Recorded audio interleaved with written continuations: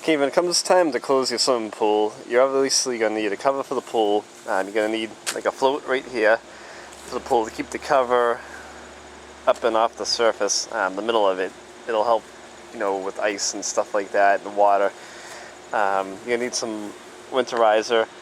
This you put in the pool after you're done vacuuming it. You let it run for about 8 hours. It'll have instructions on the back side of it. This is how long you should filter it through the pool for.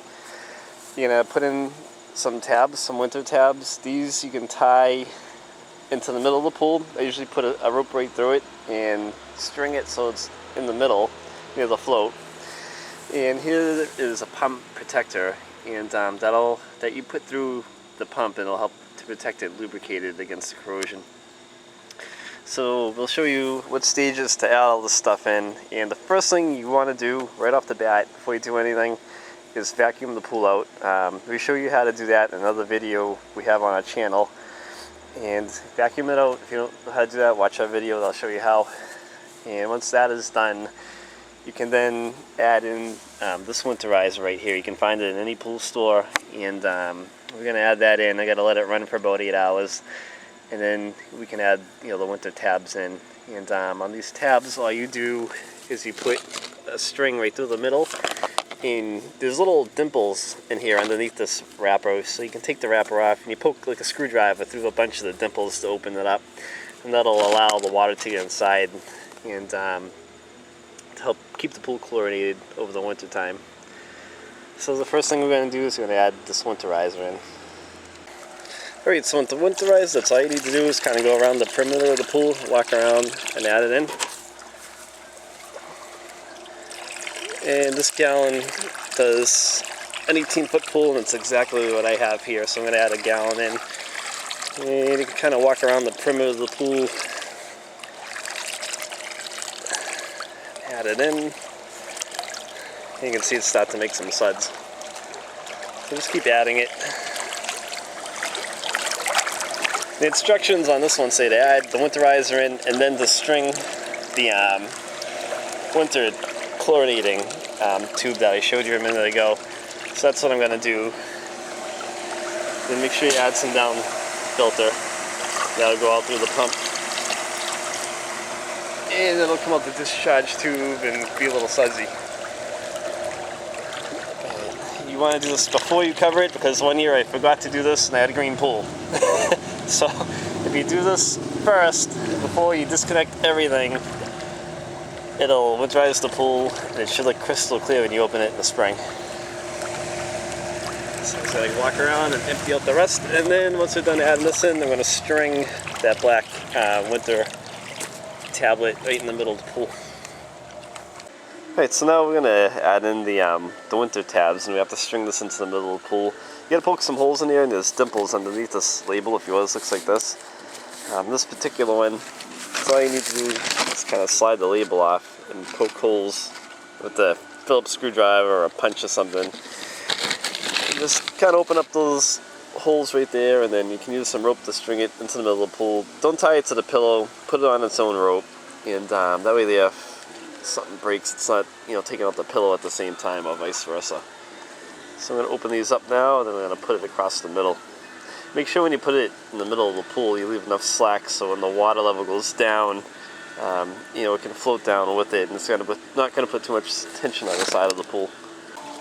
Okay, so on to the next thing. We've got tabs floating in the middle of the pool. You've got quite a bit of slack in the strings when the water level goes down. They can adjust, not pull too hard on the outside of the pool. And the next thing I'm going to add is the pump protector. You need to add this in when the pump is running into the intake. So I'm going to come over, and what to do is you're going to add a little in until you see it coming out of the discharge. You'll start to see blue come out, and once that happens, on this bottle anyway, it says to shut the pool filter off. But before you do all this, one important thing that I might have missed is back flush the filter, rinse it out before you add the liquid pump protector in, because it'll get all the grime out of the sand in the filter. Once you add this in, the instructions on this bottle say to shut the filter down and let it sit for an hour. So I'm just going to dump some in here.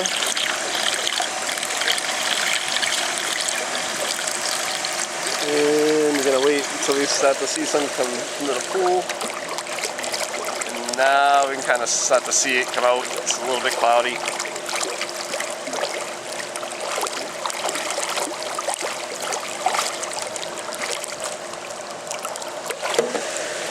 So what we're going to do now is we're going to shut the pump down and we're going to let it sit like an hour. Okay, what I like to do after the float is in the pool, it's all tied off towards the middle with a little bit of slack in it. I like to drain the water down below the level of the filter and the discharge tube. I've always done it this way and I never had an issue with it. You can buy plugs to plug up the filter and leave the water level up, but to me it kind of helps to pull the flux a little bit if you tend to get a lot of ice and bad winters like we do in the Northeast. So I'm going to remove this and let some more of the water out. I've been draining the water using the garden hose, and you can see how to do that in another video that I have on our channel. We'll show you how to siphon the water out. Alright, when you're ready to actually put your cover on, I like to use the red cable in these cameos, or the wind-up thing to put the cover into place. You can use, some people have used milk jugs. We used to use them years ago. They also sell these plastic black clips that clip on the outer edge of your pool cover. The problem with those is when the water level goes down in the winter, they fly off, they end up in the ground, and you're running out there in the middle of a blizzard, 2 feet of snow, putting the things back on. They're a big pain if you ask me. So in my experiences, the red cable with the cable with the wind up thing is the way to go. It usually stays put. You usually don't have to mess with it again until the springtime, and it's pretty fast and easy to install. You kind of just put it through all the eyelets on the cover and work your way around the pool. Okay, once you have the red cable installed, the pool cover cable with the twisty thing, this is what it's going to look like. It cranks down really easy. You just kind of crank this along, and what you need to do is you need to put one cable in one end, one in the other. And if you have a ton of cable left over, you just can snip it to the right length with a set of cutters.